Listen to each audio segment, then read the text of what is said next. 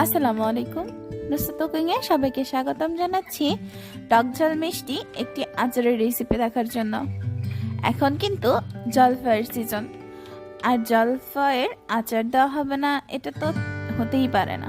সারা বছর সংরক্ষণ করা যায় রোদ্রে দেওয়ার ঝামেলা ছাড়াই। আজকে আমি আপনাদেরকে আচার বানিয়ে দেখাবো।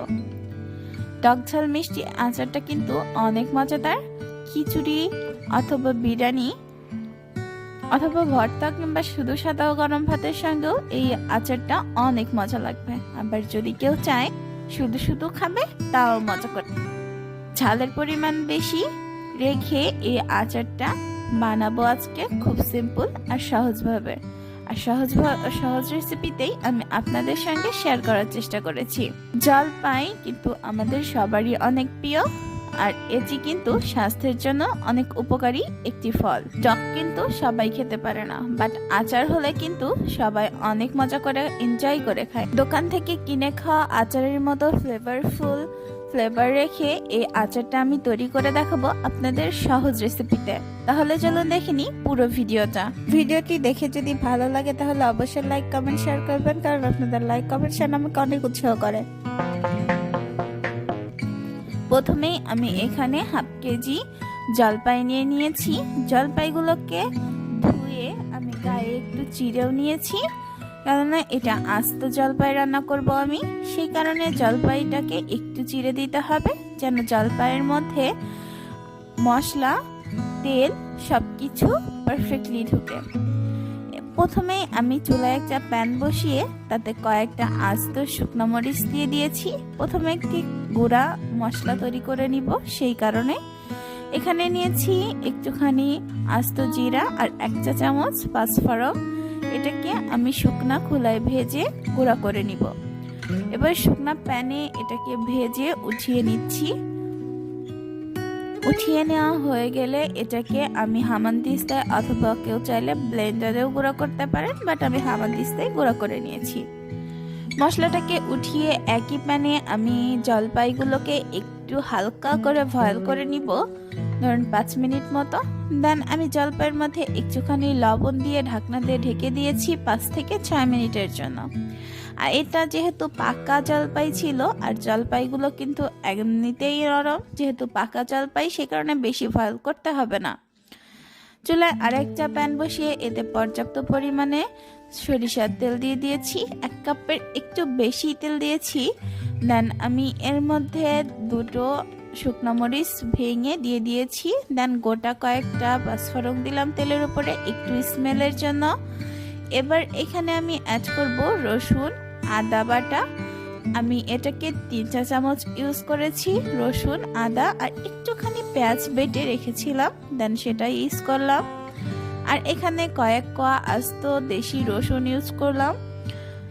এটার স্মেলটা আমার কাছে অনেক ভালো লাগে, তার জন্য 3টা লং, 2টো এলাচ আর 3টা দারুচিনি অ্যাড করেছি একটুখানি কালো জিরা, হলুদ, শুকনো মরিচের গুঁড়া।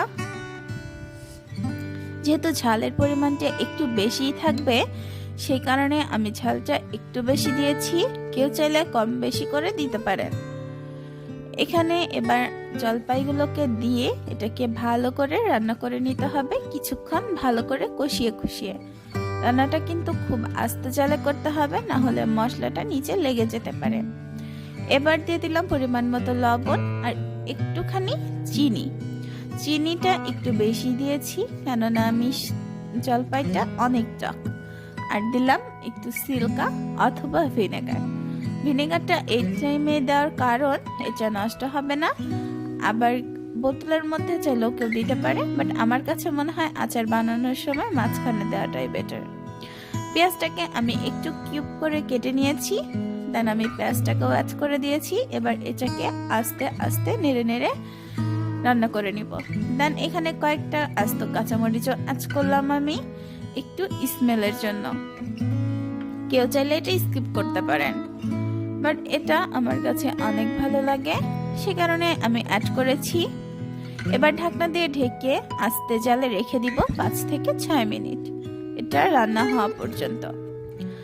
দেন আমি এটাকে আস্তে আস্তে ভালো করে নেড়ে দিব যেন জলপাইগুলো ভেঙে না যায়। যেহেতু এটা অনেকটাই রান্না হয়ে গেছে, এবার আগে থেকে বেটে রাখা সরিষা দিয়ে দিলাম।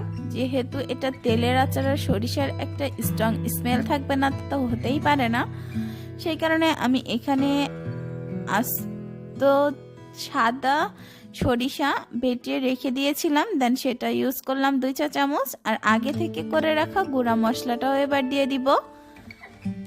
এটা দিয়েছি পরিমাণ মতো, কারোর হাতের আন্দাজেও দিতে পারেন, আবার যার যতটুকু প্রয়োজন সে ততটুকুই দিতে পারেন। এবার আমার জলপাইটা অলমোস্ট রেডি হয়ে গেছে, দেন আমি এটাকে সার্ভ করে নিব। আচারটা যেমন সহজ তেমন খেতেও কিন্তু অনেক মজাদার। আর আমি সব থেকে সহজ রেসিপিতে আচার দেখানোর ট্রাই করেছি, কেননা এখন যেহেতু শীতের সময় চলে আসবে আর রৌদ্রের কোনো ব্যবস্থা হয়তো থাকবে না, রৌদ্র না দিয়েই যেভাবে আচারটাকে সারা বছর আমরা সংরক্ষণ করতে পারি সেই ট্রাইটাই করেছি। এই আচারটা একদমই রৌদ্রে দিতে হবে না, চাইলে সঙ্গে সঙ্গে বোতলে ভরে ফ্রিজে অথবা বাইরে যেখানেই পারেন টেবিলেও সাজিয়ে রাখতে পারেন। আর এটা কিন্তু খিচুড়ি, পোলাও, বিরিয়ানি অথবা কেউ শুধু শুধু খেতে চাইলেও তারাও মজা করে খেতে পারবেন। মজাদার এই আচার কিন্তু সাদা ভাতের সঙ্গেও এমনিতেই খাওয়া যাবে। অনেক মজাদার এই আচার আমরা সহজেই বাসায় তৈরি করে নিতে পারি।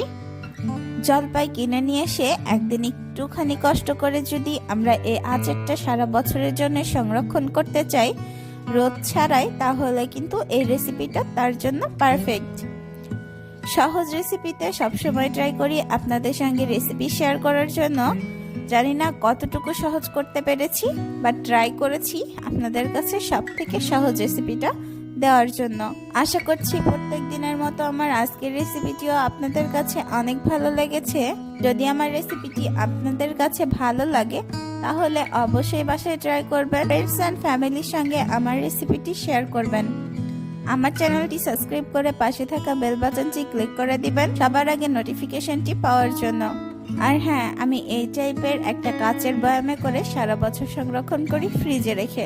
আজকের ভিডিও এ পর্যন্তই। সবাই ভালো থাকবেন, সুস্থ থাকবেন। দেখা হবে নতুন কোনো ভিডিওতে। আল্লাহ হাফেজ।